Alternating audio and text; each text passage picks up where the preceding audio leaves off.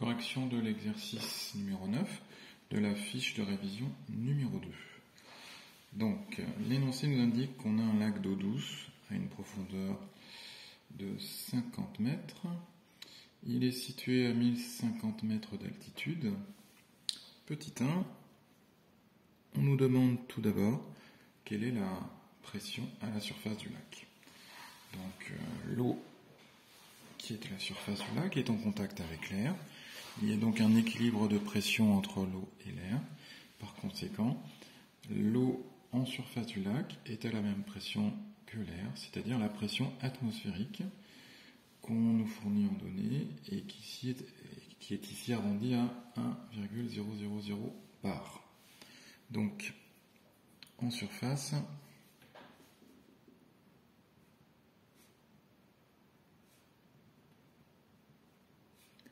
P est égal à la pression atmosphérique, c'est-à-dire ici 1,00 bar, qu'on peut convertir en pascal, puisque de toute manière, les calculs qui suivent nécessiteront d'utiliser des pascals. Donc un bar vaut 100 000 pascals, c'est-à-dire 10 exposant 5. Par conséquent, P est égal à 1,00 fois 10 exposant 5 pascal. Ensuite, petit 2. Petit 2, on nous demande quelle est la pression à 50 mètres de profondeur, c'est-à-dire au fond du lac. Donc là, on a un liquide qui ne s'écoule pas, qui est en équilibre. Donc on va faire appel à la relation fondamentale de l'hydrostatique. Donc pour cela, on va être obligé de considérer deux points. Le point qui est au fond du lac, dont on veut calculer la pression, plus un autre point sur lequel on a des informations, l'altitude et aussi la pression. Donc ce point en question, le plus simple, c'est de considérer qu'il correspond à un point de surface. Donc au final, si on schématise la situation,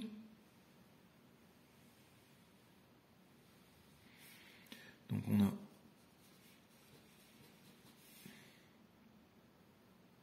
notre lac, on considère que c'est une grande cuvette. Donc on a notre point de surface qu'on peut appeler A, qui sera à une altitude ZA égale 0 et à une pression PA égale Pat, qu'on a exprimé juste avant. Et le point B, qui sera à une altitude ZB est égale à moins 50 mètres, et dont la pression PB correspond à notre inconnu.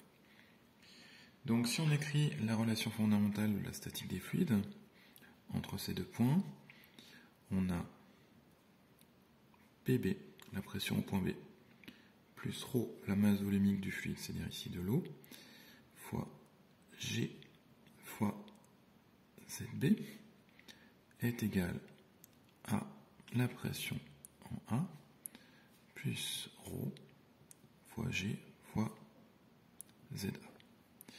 Donc notre inconnu, c'est elle qu'on veut isoler. Donc on peut faire passer l'autre terme à droite et on va pouvoir écrire donc PB est égal toujours à PA plus ρG fois ZA moins le terme en ρG fois ZB. Donc PA plus ρ fois G fois ZA moins ρ fois G fois ZB. Et donc ces termes-là, on les factorise en général. On factorise le terme ρG. Donc ce qui nous donne PB est égal à PA plus ρ G fois ZA moins ZB. Donc maintenant on peut remplacer les grandeurs par leurs valeurs. Donc ce qui nous fait PB est égal à PA, c'est-à-dire 1,00 fois 10 exposant 5 pascal, fois ρ, la masse volumique de l'eau qui nous est fournie dans les données, équivaut 1000 kg par mètre cube. Alors, est-ce que plus. Donc 1000 multiplié par G. L'énoncé ici arrondi G à 10 mètres seconde moins 2. Donc on va respecter cette valeur. Multiplié par ZA moins ZB, donc la différence d'altitude entre le point A et le point B. Et cette différence d'altitude est de 50 mètres. Donc si on fait le calcul, eh bien ça va nous donner 6,0 fois 10 exposant 5 pascal, donc environ 600 000 pascal.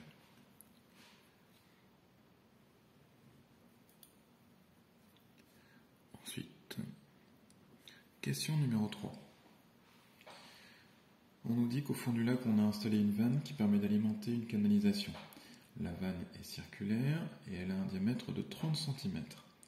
On nous demande quelle est la valeur de la force pressante qui s'applique dessus.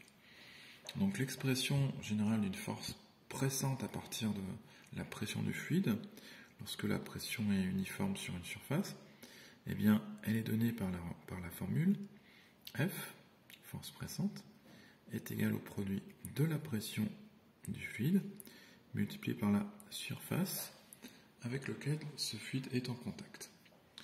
Donc cette vanne est au fond du lac. Donc on peut considérer qu'ici P est égal à PB qu'on a calculé juste avant, c'est-à-dire 6,0 fois 10 exposant 5 pascal. Et par contre, la surface, il faut la calculer. On considère que c'est une surface circulaire. Donc, on calcule grâce à la formule S est égal à pi r au carré. Donc, pi multiplié par le rayon qui vaut 30 cm divisé par 2. Donc, 30 sur 2, que l'on convertit en mètres. Donc, fois 10 exposant moins 2, ce qui nous donne une surface S est égal à 7,07 fois 10 exposant moins 2 mètres carrés.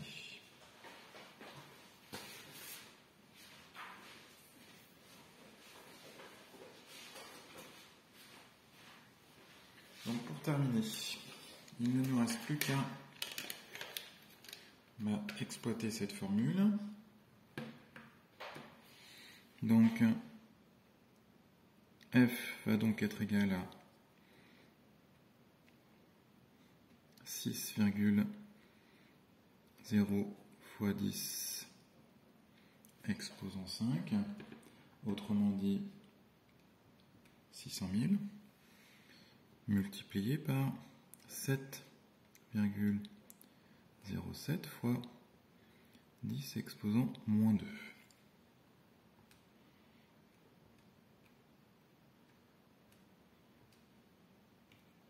Ce qui nous donne